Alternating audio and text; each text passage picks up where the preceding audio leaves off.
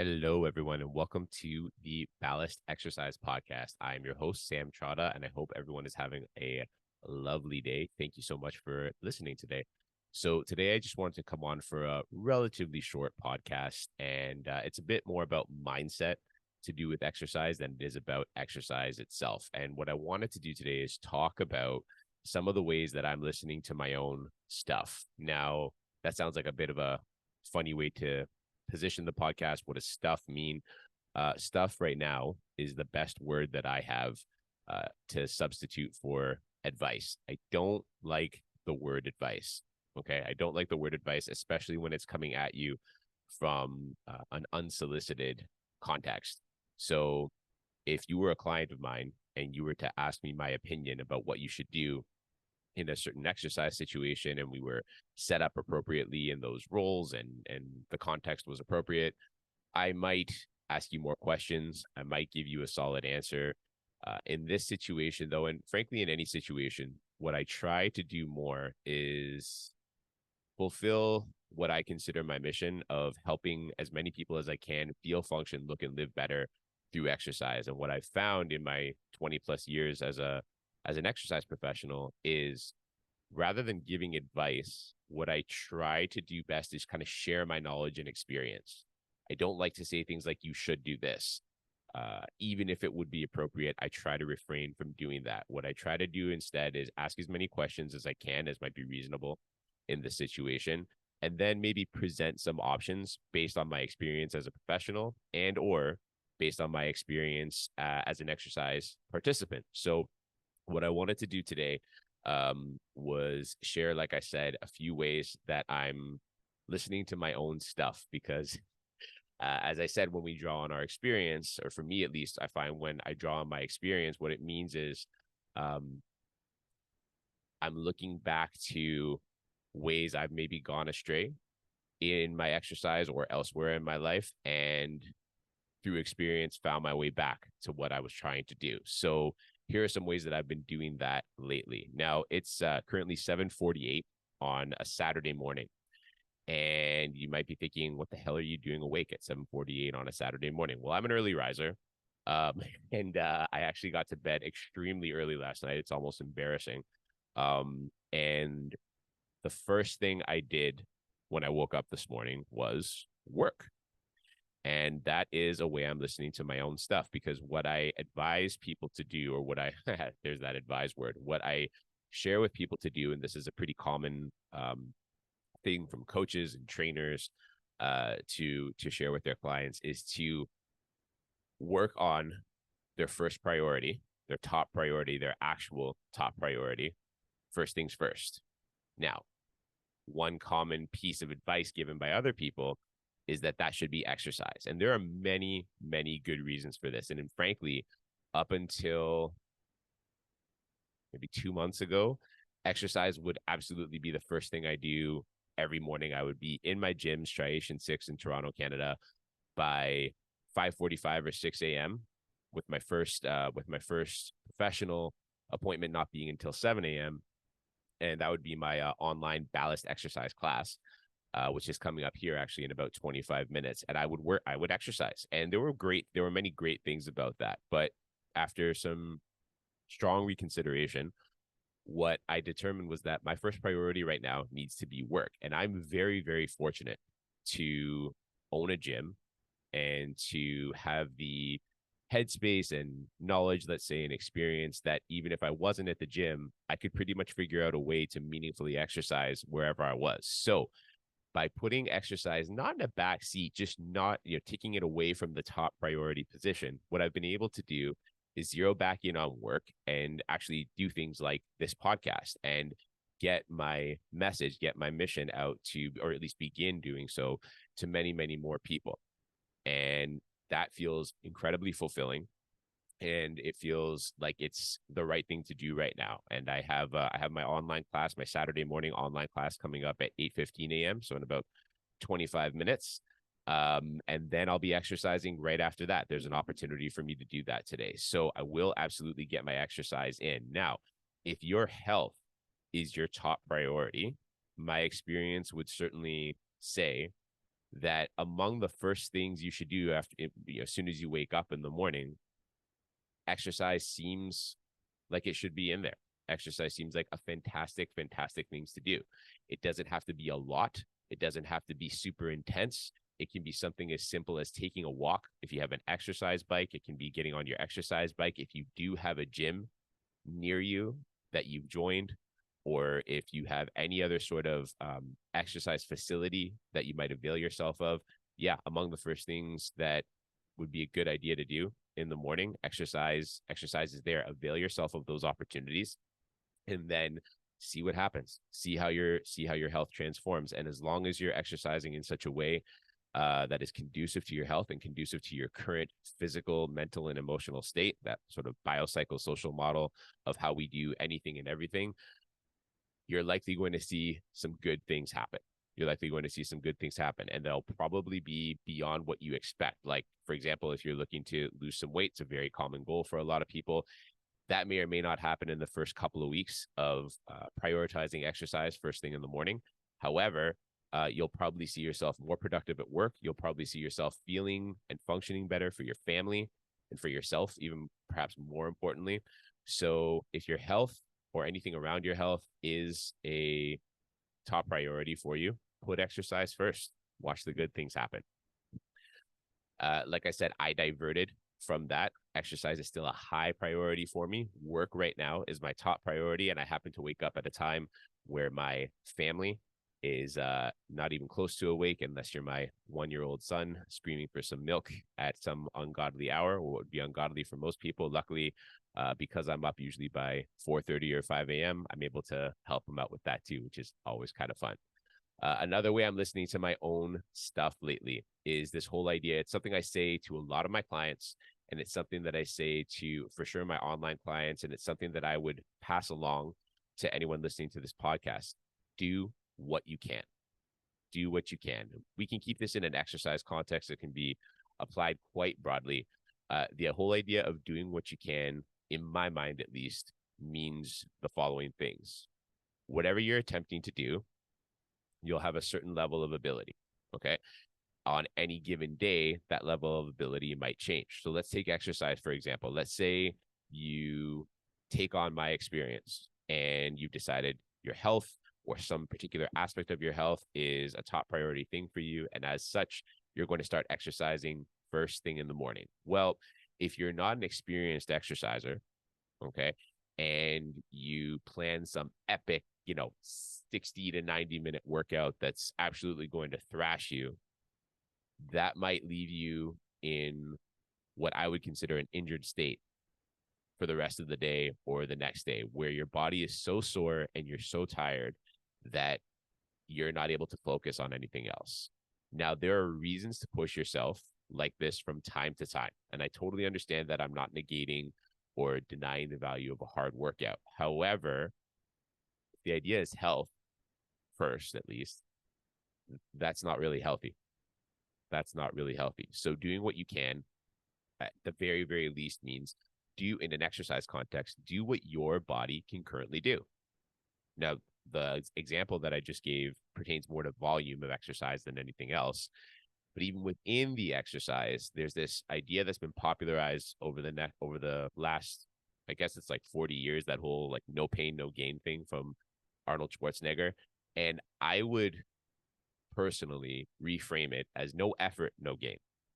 In any given exercise that you do, you want to stay within the boundaries of what your body can genuinely do.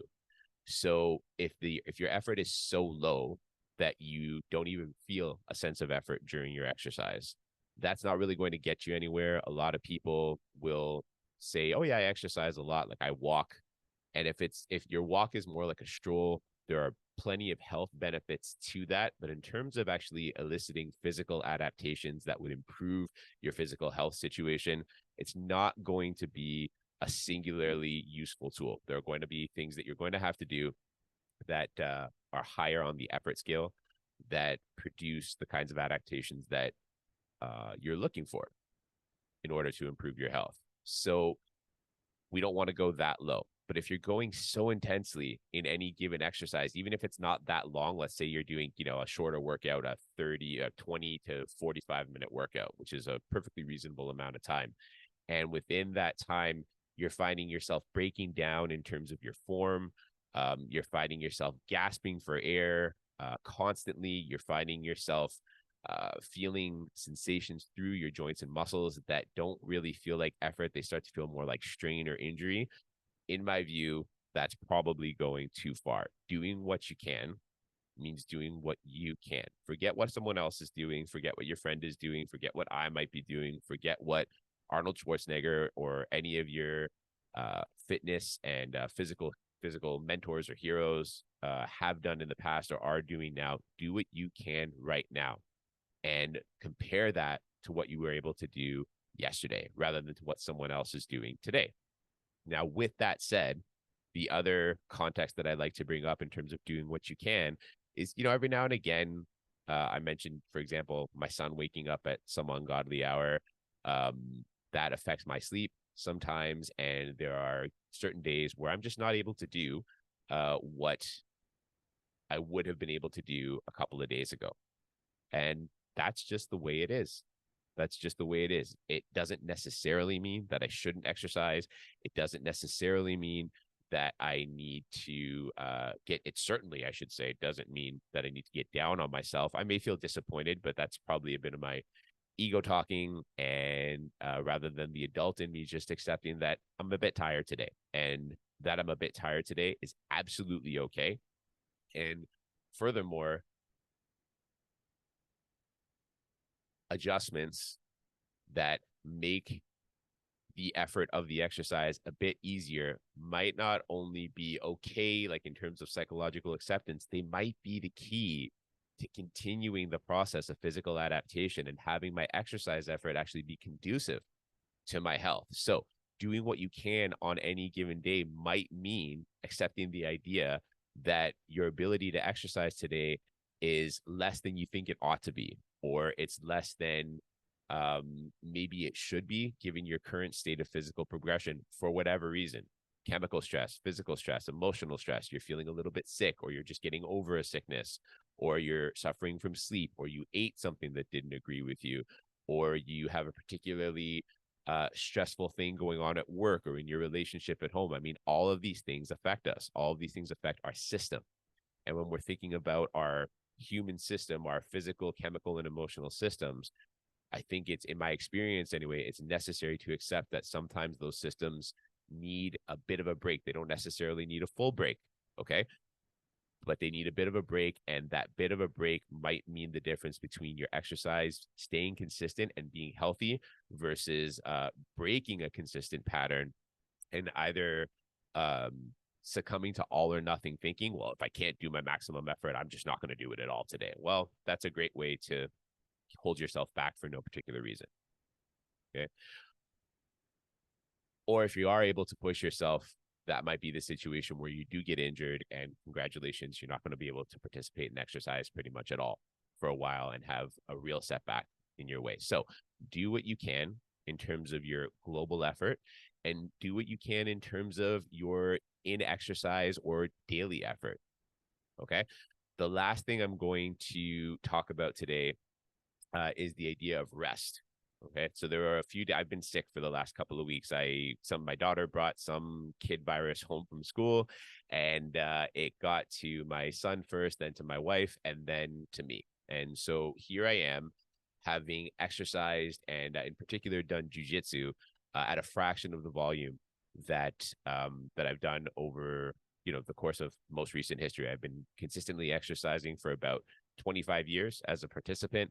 And this last 2 weeks has been amongst the smallest volume of exercise that I've done. Now, there are some hardcore advocates out there that would say, doesn't matter if you're sick, keep going. Well, there are a couple of reasons that I would tend to disagree with that. The first is, if you're exercising in a public context, you're in a gym with a lot of people, okay? Or in particular, I mentioned jujitsu. For those of you who don't know much about Brazilian jiu-jitsu, it's very, very, very close contact. You are pretty much face to face with people, face to body.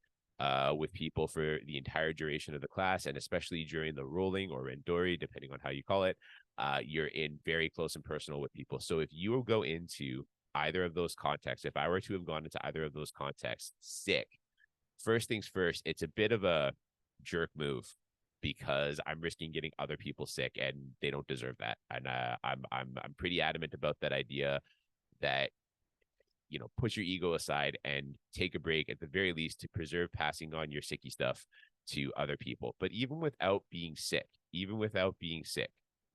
there are days where I wake up and I say to myself, I don't feel like doing this today. It happens. I love exercise, but if I have a certain type of exercise plan, there are certain days where I wake up and I just say to myself, I don't feel like doing this. Okay? And that is the kind of day where I then say to myself, that's not really a reason to not exercise. So on maybe not 100% of those days, but we'll say 95% of those days, I find a way to at least start my exercise. And once I start my exercise, in my experience, getting through it is really not a problem at all. Now, there's another context though, where that I want to bring up. And you know, this past couple of weeks, being sick, I've woken up and thought to myself, I need to rest today. And the difference between that and I don't feel like exercising today is that I need to rest today is an affirmation of an intuition from deep inside of me that says recovery and rest are what my body needs today. All right. I don't feel like exercising today is my something more like my mind trying to avoid this certain effort for whatever reason. If you are affirming, in my experience, if you find yourself affirming to yourself that you need to recover, that you need to rest, then that is the best thing to do. That little voice inside you that says, sleep a little extra, that little voice inside you says, maybe go for a light walk just to get some movement in, or do some, you know, light flowing movement to just breathe a little bit rather than do the full exercise that you had planned, or just have a day where you're on the couch, or if it's a work day where you're just not really concerned about, you know, leaving the office or whatever workplace you happen to be at on time to get to the gym, maybe focus a little more on your work, maybe spend a little more time with your family, do whatever you need to do to help facilitate recovery, because recovery is where the exercise adaptations actually happen, believe it or not. People think they need to be working out constantly all the time in order to get the exercise adaptations that they want. Recovery is imperative. And if you are someone who can afford to exercise at a high volume because you have experience, because you have that recovery capability, that's great. But even if you are that person, every now and again, there's going to be that little voice inside you that says, I need to recover today. Not, I don't feel like doing this. I need to recover. The affirmation that your body needs the rest, needs the time to have all of your exercise effort and nutrition effort and mental focus effort just facilitated in a restful way. So over this last couple of weeks, I've been listening to my own stuff by actually hearing that voice and saying, okay, even though I feel in some ways okay to exercise, I've been listening to that voice and now I feel great. I feel nearly fully recovered from my bit of sickness. And I'm actually looking forward to my workout today at 9 a.m. more than I've looked forward, to any workout that I've had in a long time. So to summarize today, the stuff that I'd like to pass on to you, first things first, if you need to recover, if that voice inside you says to recover, absolutely, please, please, please do. Okay. And then the first thing we talked about today was first things first. Your top priority ought to be your first thing that you do every morning. The last thing, I think it was in the middle. I didn't do these in order in the summary, but do what you can. In an exercise context, do what you can, whether it's your global effort or an inter-exercise effort, both to maximize your exercise effectiveness, maximize your chances at recovery, and frankly, minimize risk, or I should say, in a more affirmative tone, maximize safety. I hope that this sharing of my experience has been helpful to you. I have some interesting interviews coming up in the next little while for this podcast. Thank you so much for listening and have an excellent, excellent day.